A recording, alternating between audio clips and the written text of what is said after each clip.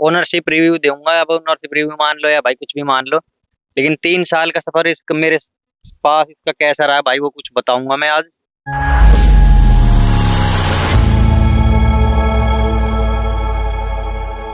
Hello भाई, क्या हाल चाल है? होपफुली सब बढ़िया होंगे भाई। और भाई इस वीडियो में आपका स्वागत है। बहुत से भाई कह रहे थे भाई क्या बात होगी वीडियो ना डाल रहा। तो भाई बात ऐसी थी कुछ कि छोटे वाले भाई का कुछ टाइम पहले एक्सीडेंट हो गया था। कई दिन भाइयों ने पता है, उन्हें पता भी है भाई। तो उस वजह से तो उसकी भाई एक सर्जरी पेंडिंग थी, अभी तो अभी हुई है वो सर्जरी। तो उस वजह से हॉस्पिटल में था मैं, थोड़ा टाइम ना लग पा रहा था, कभी हॉस्पिटल कभी घर, ऐसे ही चल रहा था। तो उस वजह से टाइम नहीं मिल पा रहा था। तो आज भाई करेंगे रिव्यू। इसका रिव्यू तो पहले कर दिया था इसका। आज इसका मतलब मेरे पास इसको बुलेट को भाई 3 साल हो चुके हैं आज। तो 3 साल में इसका ओनरशिप रिव्यू दूंगा। अब ओनरशिप रिव्यू मान लो या भाई कुछ भी मान लो, लेकिन 3 साल का सफर इसका मेरे पास इसका कैसा रहा भाई वो कुछ बताऊंगा मैं आज। तो भाई ये 2019 मॉडल है मेरे पास, 2019 से है। अब 3 साल हो जाएंगे इसको अगले महीने में, जुलाई में। तो भाई बात करें इसके, अगर सबसे पहले बात कर लेते हैं कंफर्ट की, तो भाई कंफर्ट के मामले में बहुत ही ज्यादा कंफर्टेबल बाइक है। आप इसको लेके कितनी भी दूर तक राइड कर लो, कहीं भी चले जाओ, कोई दिक्कत वाली बात नहीं है। गर्म होने वाला इशू या कुछ भी ऐसा कुछ भी नहीं आएगा इसमें। तो इस तरीके की बाइक कंफर्टेबल के मामले में भाई सबको पता ही है कि बुलेट कितनी कंफर्टेबल है। अगर और बात करें वैसे भाई कुछ भी किसी भी प्रकार की, जैसे भाई सर्विस चार्ज से लगा लो या भाई कैसे भी लगा लो, कोई और खर्चा जो भी कुछ सारी चीज बताऊंगा आज मैं भाई। तो पहली चीज तो यही है भाई कि कंफर्टेबल के मामले में, कंफर्ट के मामले में बहुत ही कंफर्टेबल बाइक है। इतने कि ऐसा कितनी भी दूर लेकर चला जाओ, कहीं भी चला जाओ। कमर दुखने वाली कई बाइकों में क्या होता है, कमर दुखने लग जाती है, कईयों में भाई कंधा दुखने लग जाओ। तो इसमें ऐसा कोई भी दिक्कत नहीं है। ऐसे इसमें आप इसने कितनी भी दूर तक राइड कर सको। कंटिन्यू अगर करना चाहो तो कंटिन्यू भी कर सकते हो, बिल्कुल गर्म होने का कोई सिस्टम ना है भाई इसमें। दूसरी चीज की बात करें तो भाई इसका साउंड है, जो ये साउंड जो भाई बुलेट में जो साउंड मिले वो आपने किसी भी बाइक में देखने नहीं मिलेगा। तो भाई दूसरा इसका जो मेन पॉइंट है वो इसकी साउंड है। साउंड अगर कोई भाई लेवे, जैसे भाई मान लो सलेंसर चेंज ना करवाना चाहो तो वो भाई सबकी अपनी अपनी चॉइस होवे। अगर मेरा तो भाई पर्सनल मैं अपना बताऊं तो यही मानना है, अगर बुलेट ली जाओ तो भाई आवाज खतर ली जाओ, एक टोरा अलग ही बना है इसका आवाज पे। तो अगर ले रहे हो तो भाई आवाज खातर ही ले रहा होगा भाई। मैंने तो ली थी आवाज के लिए, कई और सबकी भाई अपनी अपनी चॉइस हो जाए, कोई भाई सलेंसर ना बदलवा कोई बदलवा ले। अगर भाई तीसरे पॉइंट की बात कर ले, तीसरा पॉइंट है भाई एक टोरा, मतलब बुलेट का टोरा अलग ही है एक। मतलब दुनिया पीछे मुड़ मुड़ के देखे है भाई। अपनी मैं खुद की बताऊं तो पहले जैसे मेरे पास ना थी, जब पास में चली करती या भाई किसी की देखा करे था, तो भाई यूं ही सोचता था कि भाई मार्क ने भी बुलेट होवे। तो भाई मेरी ड्रीम बाइक है, इसलिए भगवान ने सुनी मेरी भाई, मैंने ले लियो। और ये BS4 है भाई। जो इसकी आवाज में जो मजा है ना वो BS6 की में अब नहीं है, क्योंकि उसमें ना तो कार्बोरेटर और भाई सलेंसर वगैरह भी चेंज कर दिया, उसका सेंसर कहीं दे दिया उसमें, तो उस वजह से इसमें आवाज ना बन पावे।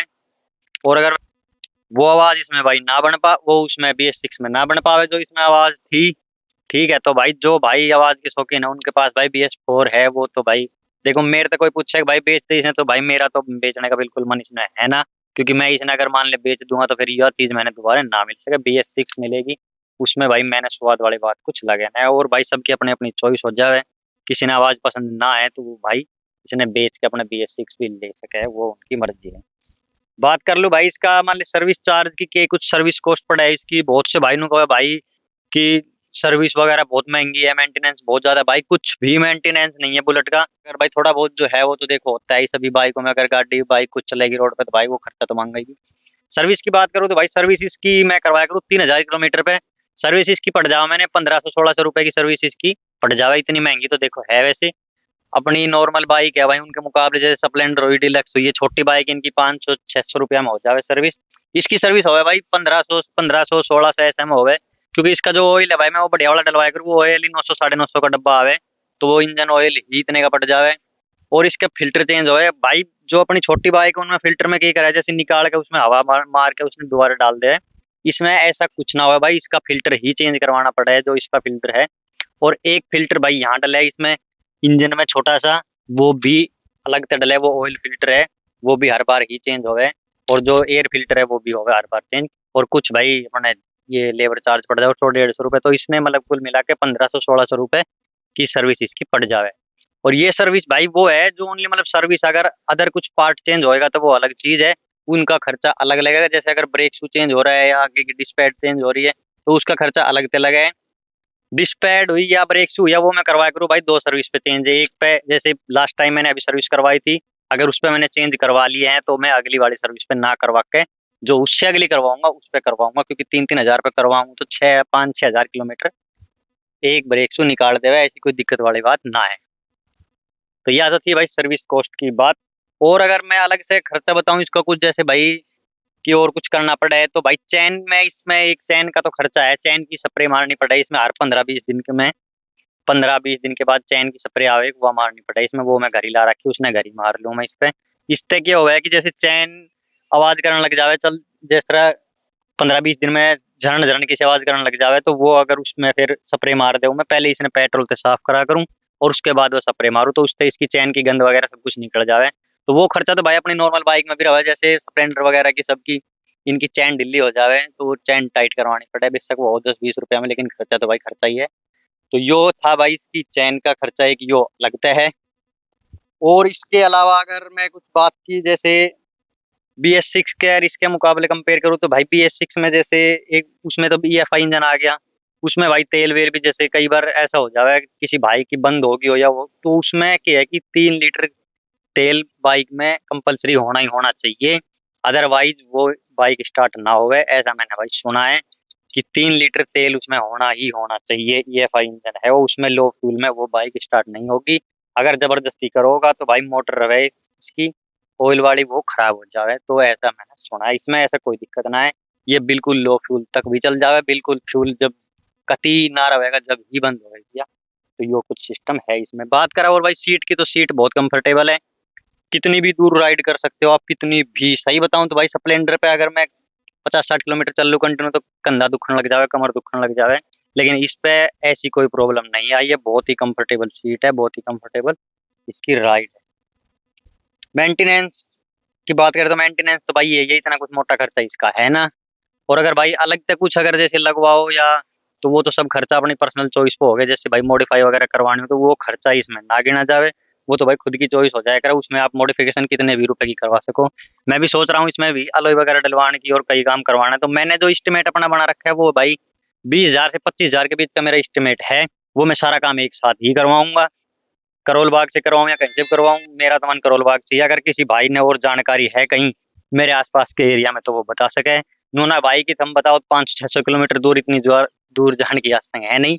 अगर आसपास में जैसे कहीं पटौदी हुआ, गुड़गांव है, रेवाड़ी हुआ, करोल बाग से जहाँ बढ़िया काम होता हो तो भाई बिल्कुल बताओ, मैं वहाँ करवा लूंगा। और भाई बात अगर करूँ एवरेज की, तो भाई एवरेज बहुत सा भाई का है कि बुलेट एवरेज ना देवे, या 15 की देवे, 20 की देवे, 25 की, ऐसा कुछ भी ना है भाई, इतनी भी कम ना दे है बुलेट एवरेज। अगर इसने आप कंपनी से जो स्टॉक सब कुछ इसका है वही रखोगे बाइक ने, तो भाई ये 40 की एवरेज भी निकाल के आपने दे दे है हाईवे पे, 38-40 की एवरेज आराम से दे दे है इतनी, अगर जो कोई सही तरीके से चलाने वाला बंदा है तो।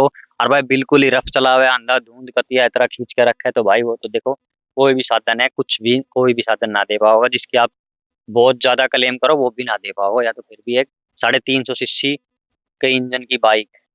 ठीक है, तो अगर इसमें आप कुछ भी चेंजमेंट ना करवाओ तो हाईवे पे 38-40 की एवरेज आराम से दे देवे, सिटी में अपनी वही 35-36 तक की बहुत आराम से दे देवेगी, कोई दिक्कत वाली बात नहीं। अगर इसका आप सलेंसर चेंज करवाओ या टायर वगैरह चेंज करवाओ, जैसे मैंने सलेंसर चेंज करवा रखा है, तो भाई मैं अपनी बाइक की बात करूँ तो मेरी बाइक भाई दे रही है 30-32 के समथिंग में एवरेज, ये दे रही है 32 तक की खूब आराम से दे देवे एवरेज, ऐसी कोई दिक्कत वाली बात ना है भाई। ठीक है, और अलग खर्चा की बात करो तो भाई अलग खर्चो इसमें आज तक बाइक ने कुछ भी ना लगवाया, कहीं धोखाधड़ी वाली बात या कहीं धोखा दिया हो बाइक ने, कहीं बंद हो गया, ऐसा कुछ ना है। हाँ, एक प्रॉब्लम जरूर आई थी कुछ टाइम पहले, जैसे कि इसमें चलती चलती या बंद हो जाया करती, रोड पर जैसे चल रही है तो अपने आप बंद हो जाया करती है, ऐसे हो जाया करती जैसे कि तेल खत्म हो जाए या रिजर्व में लग जाए, ऐसे रेस छोड़ दिया करे थी। और वो फिर ऐसी कोई दिक्कत ना थी कि स्टार्ट ना हो भाई, रुकती के साथ जैसे रुके बिल्कुल, और एक किक मारो एक किक में स्टार्ट हो जाया करे थी। तो जब मैंने कई बार 2-3 बार बंद हुई तो मैं यही सोचा करता रिजर्व में लगी होगी, मैं इसने रिजर्व में लगा के स्टार्ट कर लिया करे था, स्टार्ट एक किक में हो जाया करे थी। लेकिन भाई एक बार मैंने जैसे नोटिस किया कि भाई इसमें मैंने तेल डलवाया था 500 रुपए का, तो उसके बाद ही 7-8 किलोमीटर चलने के बाद ही यह बंद हो गई थी। तो जब मैंने देखा कि भाई यार इधर वाली दिक्कत ना है और कुछ दिक्कत है, तो मैंने मिस्त्री से दिखाई, तो इसकी एक कॉइल आवे भाई, सीट खोल के सीट के नीचे डले है वो कॉइल, वो मिस्त्री ने डाली थी, छोटी सी कॉइल थी ब्लैक कलर की, वो मेरी डली थी, एक 1100 रुपए की वो कॉइल डली थी, वो खर्चा तो इसमें अदर अलग से हुआ है। उसके अलावा भाई हमें 1 रुपया को भी कोई खर्चा मैंने नहीं लगाया है वैसे, जैसे कि बाइक ने भाई कहीं खराब हो गई हो या उस तरीके का कोई खर्चा नहीं लगा, ये सलेंसर चेंज करवाने का या लाइट चेंज करवाने वाला ये खर्चे सब अलग हो जावे। लेकिन वैसे ओनली वो 1100 रुपए की क्वाइल जरूर डली थी, और वो क्वाइल 1100 की थी या 1000 की क्वाइल थी, 100 रुपए उसने अपने डिलीवरी वो लिए, लेबर चार्ज लिए, वो कुछ भी लगा लो, लेकिन 1100 रुपए की वो क्वाइल जरूर डली थी। इसके अलावा इसमें भाई कोई सिंगल रुपीज का भी खर्चा मैंने अलग से नहीं करवाया है। तो ये थी भाई बुलेट अपनी। यार भाई एक बात और है कि कोई भी बाइक ले लो, किसी भी कंपनी की ले लो, इस प्राइस प्राइस रेंज में इतने में 350 का 350 सीसी का इंजन आपने कोई भी बाइक में नहीं मिलेगा। 350 सीसी का इंजन है, बहुत बड़ा इंजन हो जाओ भाई।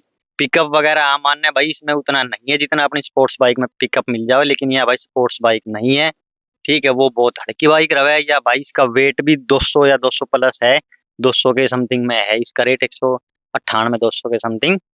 तो भाई इतना वेट है तो देखो पिकअप तो जाहिर सी बात है भाई कम ही मिलेगा। वैसे लेकिन चलाने में भाई हर तरीके से खूब कंफर्टेबल बाइक है। मैंने तो भाई 3 साल हो ली, मेरे पास कोई ऐसी दिक्कत आई ना है, खूब लंबा टूर भी मारा है, खूब दूर दूर तक गए हैं, तो ऐसी कोई दिक्कत वाली बात ना है। तो ये था भाई मेरा छोटा सा अपना एक्सपीरियंस अपनी बाइक के साथ।